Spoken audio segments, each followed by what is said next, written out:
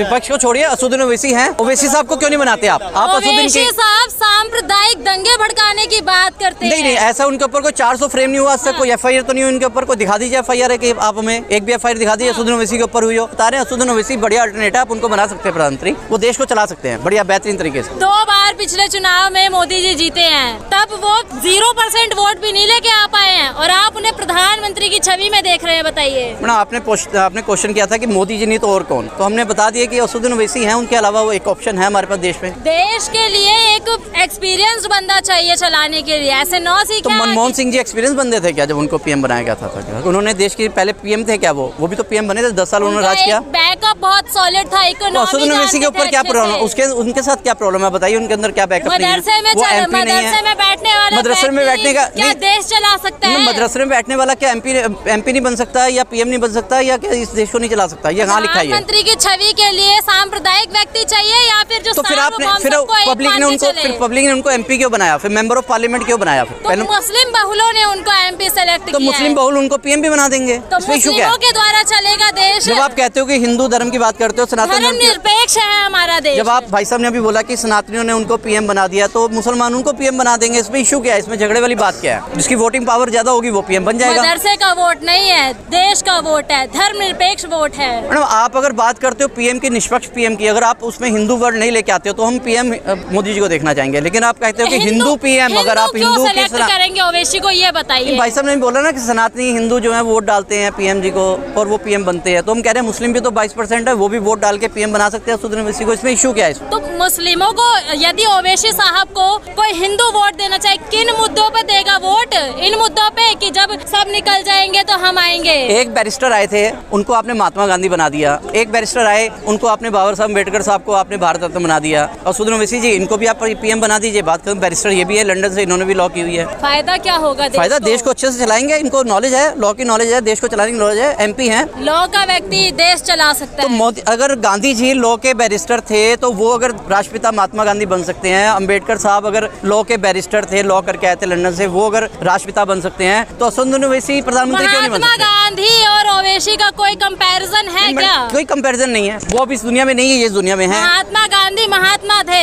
ओवैसी जी एक महात्मा क्या वो संत थे क्या? वो कौन सा पीठ चलाते थे? वो देश को आजादी हरिद्वार पे तपस्या करते थे क्या? देश को आजादी दिलाई उन्होंने, महात्मा गांधी जी ने। सिखों ने आजादी नहीं दिलवाई, और सांसद के अंदर उनको सबसे अच्छा सांसद का उनको इनाम मिला हुआ है, उनको सम्मानित किया गया संसद के अंदर। सांसद तो बृजभूषण भी अच्छे घोषित किए गए थे। मैडम, उनके ऊपर अभी चार्ज फ्रेम नहीं हुआ ना, अभी तो उनको FIR हुई, अभी तो चार्ज होगा, अभी कोर्ट डिसीजन लेगी, उसके बाद हम लोग कहेंगे। हम किसी के बारे में ऐसे नहीं कह सकते, जब तक कोर्ट बैठी है, हाई कोर्ट बैठी है, सुप्रीम कोर्ट बैठी है, जब वो कहेगी कि हाँ ये मुजरिम है तो हम मानेंगे। तो 24 के लिए आपका किस प्रकार रुख है? मैं तो असदुद्दीन ओवैसी जी को वोट दूंगा कि असदुद्दीन ओवैसी को प्रधानमंत्री बनाया जाए। सबसे बेहतरीन जो है वही लीडर है इस टाइम देश के अंदर, जो बेबाक बात करता है, जो लोगों की बात रखता है। नहीं, वो ना शामिल करे, लेकिन उनके अंदर है 22% की पॉपुलेशन है, 22% जो अपना PM बना सकती है। मुस्लिम पॉपुलेशन है 22% देश के अंदर, वो चाहे तो बना सकते हैं। सारे मुस्लिम कब वोट नहीं दे रहे हैं, देंगे, दे रहे हैं। तो सारे हिंदू कौन सा मोदी जी को वोट दे रहे हैं? बॉस, सनातनी धर्म यहाँ पर जो वो कहते हैं हम हिंदू है ही नहीं, जो शेड्यूल कास्ट है वो कहते हैं हम हिंदू है ही नहीं, जो सिख है वो कहते हैं हम हिंदू है ही नहीं, जो मुस्लिम है वो कहते हैं हम हिंदू है ही नहीं, जैन कहते हैं हम नहीं है, तो वो दे कौन रहा उनको वोट? कौन वोट दे रहा है उनको? बताइए, आप बताइए। PM के तौर पर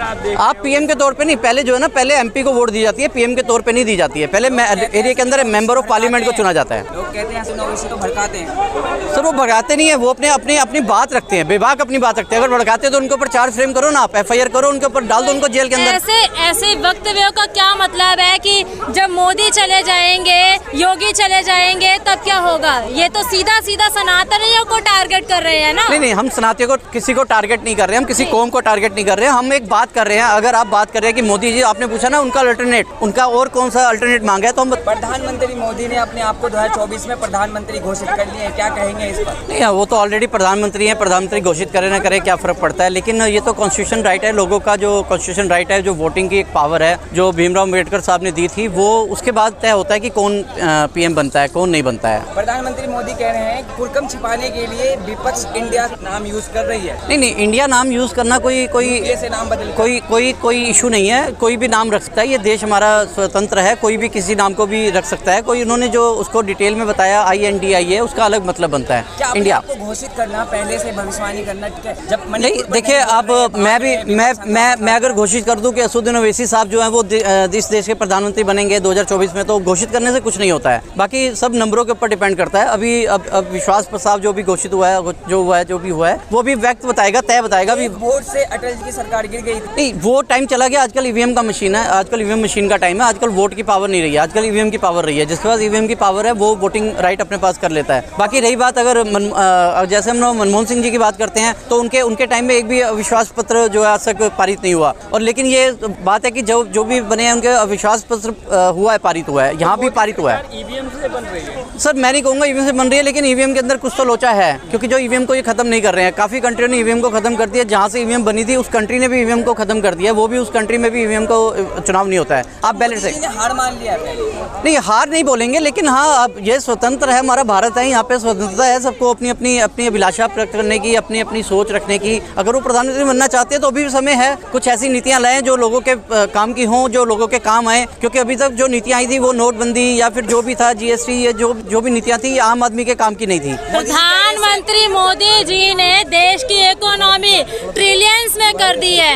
मैडम, हम चाहते हैं कि हमारे मोदी जी प्रधानमंत्री बन के आए, लेकिन वो काम तो करें पब्लिक के लिए। पब्लिक को काम तो दिखे, काम दिखता नहीं है। हर मोदी, घर घर मोदी जी काम कर रहे हैं। नहीं, हम भी कहें कि अल्लाह अकबर और असदुद्दीन ओवैसी को प्रधानमंत्री बनाए, ऐसे नहीं होता। अब लोग कहें, जो मुस्लिम कंट्री के मुस्लिम कहें जी अल्लाह अकबर और असदुद्दीन ओवैसी को प्रधानमंत्री बनाए, ऐसे पॉसिबल नहीं है। ठीक है, सेमी इंडिया मतलब समझा नहीं आपकी बात। ईस्ट इंडिया अंग्रेजों से और आतंकवादियों से तुलना कर रहे हैं इंडिया की। नहीं सर, जो मर्जी तुलना करें, लेकिन देखिए ये कॉन्स्टिट्यूशन यहाँ पर जो हमारा जो कॉन्स्टिट्यूशन राइट है वोटिंग का, जो है जो एक वोट से जो आपने बताया कि अटल जी की सरकार गिर गई थी, ये तय करेगा, ये आम जनता तय करेगी।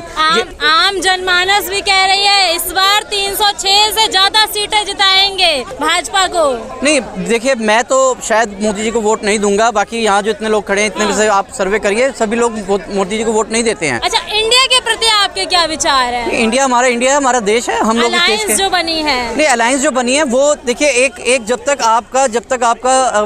आपका एक प्रतिशोध नहीं होगा, जो आपको चैलेंज नहीं करेगा, तब तक आप काम नहीं कर सकते हैं। ये काम करने के लिए मोदी जी को और हमारी देश के जो प्रधानमंत्री हैं उनको एक ज्ञापन दिया गया एक तरह से कि आप अभी भी काम करिए, अभी भी आप समय है, अभी भी आप कुछ ऐसी नीतियां लाइए जो आम आदमी के काम की हों। कह रहे हैं कि एनडीए के सामने इंडिया पैर की धूल बराबर भी नहीं है। मैडम, मैं ये ऐसा कुछ नहीं बोलूंगा, पैर की धूल के बराबर है, वो जो उनका काम है वो बोलना। लेकिन मैं फिर इतना ही कहूंगा कि देश के लिए काम कीजिए। निचले स्तर के जो आदमी, जो निचले स्तर का जो आदमी है, किसान है, जो देश का जो देश के अंदर जो लगा हुआ है, जो देश को बनाने में, उनके लिए काम कीजिए। किसानों की आय दुगनी कर चुके हैं मोदी जी। नहीं, किसानों की आय दुगनी नहीं हुई है। अभी भी किसान आंदोलन हुआ था, अभी भी यहाँ पर काफी किसान आए थे। जो यहाँ पर पहलवानों का आंदोलन होता है, किसान आंदोलन वहाँ पर सबसे आगे था। किसानों ने सबसे ज्यादा उनको किया था। किसान अभी सेटिस्फाइड नहीं है, अभी सेटिस्फाइड खालिस्तानी का दर्जा दे दिया गया था उस वक्त। वो खालिस्तानी कहें, आप फिलिस्तानी कहें, कुछ भी कहें, उसके कहने से कुछ नहीं होता है। लेकिन मोदी जी ने अच्छे शासक रहे हैं। लेकिन मैं उनसे यही कहना चाहूंगा कि अगर आपको तीसरी बार अगर आपको PM बनना है तो आप अच्छे काम कीजिए, निचले स्तर पे काम कीजिए, आम आदमी के लिए काम कीजिए, ना कि अडानी अंबानी के लिए काम कीजिए।